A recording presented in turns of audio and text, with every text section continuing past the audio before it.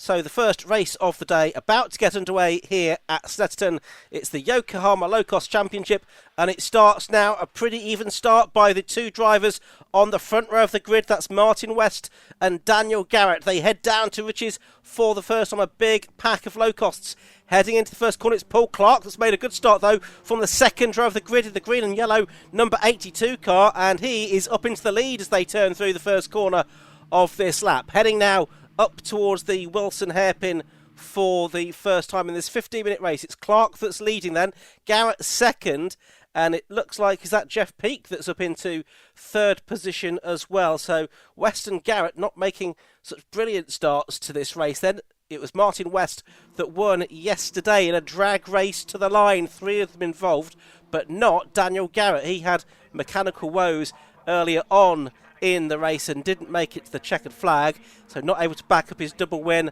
at Silverstone. Bit of some late braking there from the number 5 car, that's Liam, and he's making a return to low cost this season. Had a couple of podiums at the last meeting, and making their way up towards the right-hander now at Oggies. Then they'll turn their way through that, then through Williams and back onto the Bentley Straight for the first time in this race. It's Clark that's leading then at the moment. It looks like it's Garrett still in second place and Jeff Peake, who started fourth on the grid, in third. Yesterday's race win, as I say, taken by Martin West, but only less than 0.2 of a second separating him from Liam and Sean Brame as well. And there'll be lots of slipstreaming during the course of this race, in particular down the Bentley Straight. And here comes Daniel Garrett through to take advantage of that and take the lead of the race here at Snetterton. So it's Garrett now, the man that won 3 races in a row at Croft and at Silverstone, that's back into the lead of this race. He's sorted out those mechanical issues from yesterday. He's got ahead of Paul Clark now. Martin West is back up to third. Jeff Peake fourth. And was that Glenn Griffiths in the orange car, just looking like he was about to make a move in fifth position. Through Coram for the first time then, towards the end of the lap they come. Now the left-hander at Murray's. Another opportunity for a tow here. And Paul Clark right behind the race leader, Daniel Garrett, as they head along the centre straight to complete lap 1.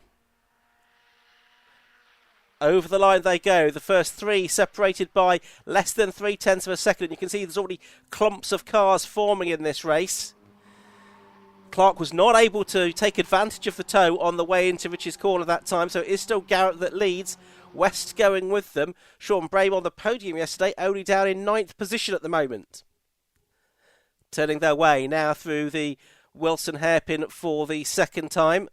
Clark, who had a popular first ever low-cost victory in the opening round of this season at Croft, trails Garrett, who's now won 3 times this year. And West, the champion from a few years ago, 2021, is there in third position. He's also taking in the Mazda 7 Championship this year, so I'm not sure we'll see him in all of the low-cost runs. Further back, it looks like it is side by side. It very nearly was for 4th position, but that's Glenn Griffiths now ahead of Liam. It's Jeff Peake that's dropped back a couple of positions. Angus Goff has also got past Jeff Peake, who was 4th at the start of the lap. Looks like he's now dropped back down to 7th place. Hand in the air for Daniel Garrett. So has he seen a yellow flag that he's acknowledging there? There's yellow lighting panels and yellow flags being shown. So someone has had a moment and has spun by the looks of it. Can't quite see what that car that is forged at the moment. But in any case, they're back onto the Bentley Straight now. Garrett leading, Clark in second. And then in third place it is Martin West, who has a double tow here, but Clark just a single tow. He pulls alongside, and is West going to out-drag both of them here down into Brundle for the second time? I think he might be, you know. Yes, he is. And these low cost with their brick-like form, and only 1300cc Ford Crossflow engine, not producing a huge amount in the way of power, then they really do lend themselves very well to very close slipstreaming racing, these low costs. And Martin West there, 2 places made up down the Bentley Straight and into Brundle and Nelson for the second time. So the first 3 here pulling away from the rest. There's another quartet disputing 4th position, and it's Glenn Griffiths, number 31, that's in that position at the moment, the driver from Craven Arms. And he is probably keen to try and get on terms with the leading group. Here comes Paul Clark again. He was just about a hundredth of a second behind Martin West as they cross the line that time, but he's leading going into Rich's corner. West does hold on to second place. It's number 19, Daniel Garrett, there in third. Angus Goff now has done the best lap of the race. He's in sixth position. He was involved, though, in that battle for fourth. Round the Wilson hairpin they go once more. Goff has made his way to the front of that group. Oh, and Jeff Peake again a little bit out of shape there. I wonder if he's got a handling issue with that car, and maybe that's why he's just dropping down the order a little bit. He's lost ground now to that group as well. So Clark, West, M. Then it's Garrett, I should say. Then it's Griffiths. I think Goff, M and Griffiths in the next group. Then Jeff Peake on his own. Sean Brame now 8th. And it's going to be a change for the lead here down into Agostini, the hairpin on the infield. And it is Daniel Garrett that goes back through into the lead of the race. So Garrett, Clark and now West, the first three. There's about 1.6 seconds between the leading group and the group for fourth place at the beginning of this lap. But they're both involved in battle, so we might not see them join up together just yet. If the second group have got any sense, they'll work together to try and close in on the leading trio. Lap 3 of the race here at Snetterton. And it is now Daniel Garrett in the lead of the race. He also builds a lot of engines for cars in this championship as well. And now Paul Clark takes advantage of the tone again. Is West going to replicate his move from a lap ago? Is he going to go from third to first into Brundle? No, he can't quite make it this time, I don't think. So it's Clark now from West, and Garrett is in third. And you can see here that it's all important how you position your car going into the final lap of the race. We need the final few corners of the race, because places can change almost at a whim here. A bit further back, is that Liam now ahead of Angus Goff? I think it might be for fourth position. Yes, it is. Sports Specials champion a few years ago, but started his 750 Motor Club racing in Locost. Glenn Griffiths has just dropped back a little bit from that group and into the clutches of Jeff Peake now. So end of lap 3, coming up to the halfway mark in terms of the timed element of this race. Just over 7.5 minutes left to go. And it's West that's leading Clark down into Riches for the fourth time. Lee Emma's now done the best lap of the race. And there's Jeff Peake getting past Glenn Griffiths now. Back inside the top 6 he goes. So Griffiths was running as high as 4th at one point. He's dropped back to 7th. He started 6th on the grid. And in yesterday's race, Griffiths also secured 6th place. So out of Wilson they go. And look, the second group of cars has pretty much now caught the leading trio as well. So we're going to have, well, certainly a 5-car battle for the lead by the looks of things. There's Sean Brame. He's one of the few drivers on his own in this race at the moment. Here are the leaders. West it is, down to Agostini this time. And look, it certainly is a quintet of cars for the lead around this left-handed hairpin on the infield here at Snetterton, the 300 circuit extension. Oh, and now there's a problem for one of the cars there that has had a spun. I think that might be Trevor Faunch, is it, that's had a moment down there. And we'll see if the yellow flags, well, they will be covering that, I'm sure. Hopefully he'll be able to get going once again. So here they come around Williams and on to the Bentley Straight once again. This is lap 4 of the race. There's the number 17 car from a bike race. Oh, and the safety car boards are now out, I'm afraid. So the officials deeming that car that had spun is worthy of calling the safety car. You can see drivers with hands out of the cockpits now just to acknowledge the fact that they've seen the safety car boards and the yellow flag, so everyone else knows to fall in behind them. Now, of course, it's Martin West here that's controlling the train. They've not yet reached the safety car. Now the marshals are now pushing the 34 car out of the way. So that is Trevor Faunch. Had a couple of non-starters for this race, by the way. Barry Stewart and Keith Malpas, who were non-finishers yesterday. So still with his hand in the air is Martin West as they come around towards Murray's. So this is towards the end of lap 4 now. And obviously behind the safety car, the drivers have to fall into line. They have to remain in the same order. Now, there's only 5 minutes or so of this race left to go. We're going to get at least one lap behind the safety car. The question is, will there then be time at the end of this for another lap or two? Probably only one lap as well. There's the 750 Motor Club Renault Megane safety car, just pulling out of its station in the pit lane. It picks up the leader, Martin West, here. Of course, with such a long lap, that's relatively easy to do. So Martin West it is that leads at the end of lap 4 in car number 94 from number 82, Paul Clark in second place, 19, Daniel Garrett third, Lee M fourth in number 5, then Angus Goff and Jeff Peake in 5th position. So 4.5 minutes left to go in this race. It's worth reminding ourselves that at Croft we had a triple header of races there, as we do this weekend here at Snetterton. This is the second of the three. At Croft it was Paul Clark, Martin West and Daniel Garrett. The wins split 3 ways there. And then at Silverstone last time out, Daniel Garrett did the double. So coming into this weekend, Daniel Garrett actually had quite a healthy lead over the rest of the field by more than 40 points over Angus Goff and Jeff Peake, who were tied on 77. Then Martin West, Liam and Jack Linus completing the top 6. Now the medical car's going out as well, which makes me think there was more cars involved than just the Trevor Faunch car. So possibly there's been a separate incident as well that we've not seen.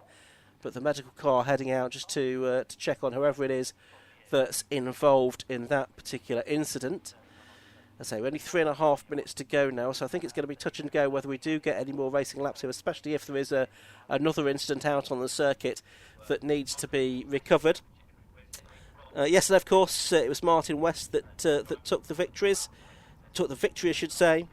And after this meeting at Snetterton, there's still another 6 races to go. They will take place at Cadwell Park, the fantastic Lincolnshire venue, like Snetterton, a circuit controlled by MSV.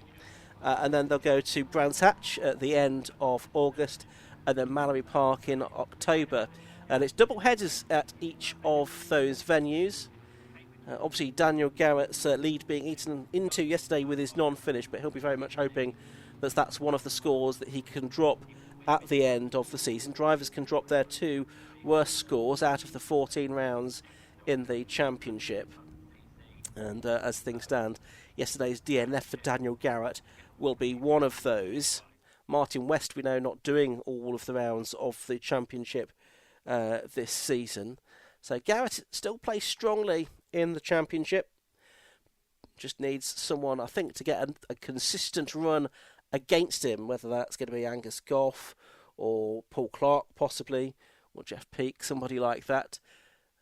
Whether it's a newcomer to the championship or someone more established like Jeff Peake, who's won races in Locost in the past.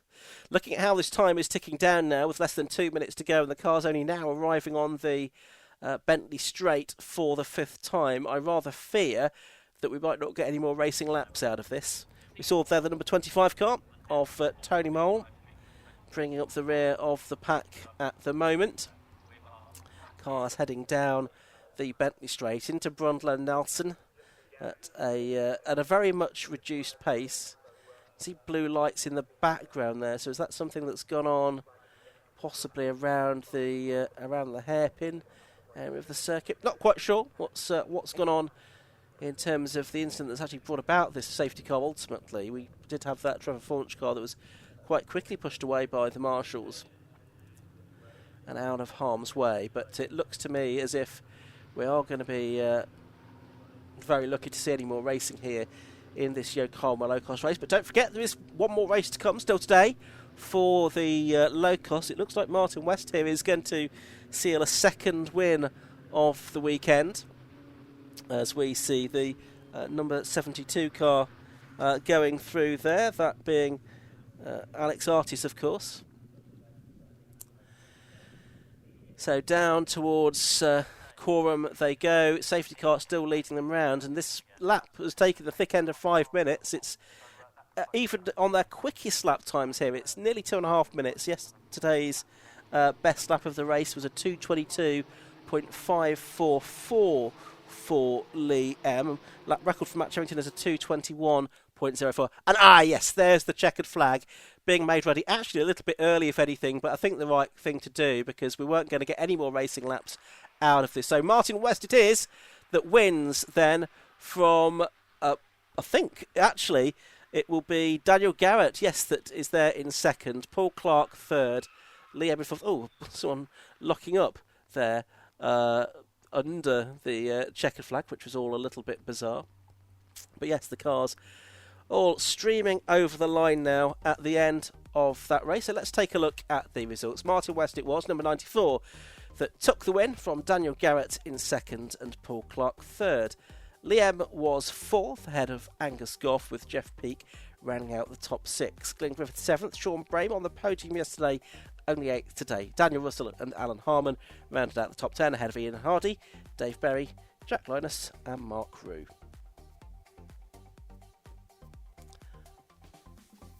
A little bit further back down the order, Kev Straw was 15th, ahead of Luke Stokes and Andy Perkins. Alex Artis, Steve Brown, Freddie Morris and Tony Mole rounding out the finishers. 21 cars made it to the end of that race, of the 25 that started. Well, let's head down to the Park Furbo now and hear from Kim and Mog.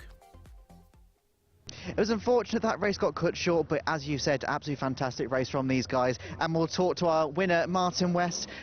Martin, you had a proper little battle with the other guys there. How was it for you out there? I'm going to choose my words carefully. The first 3 or 4 races, 4 laps were okay. I don't think it was 3 laps, 2 laps, 3 laps before the safety car come out. None of us like, obviously, wasting the whole race behind a safety car.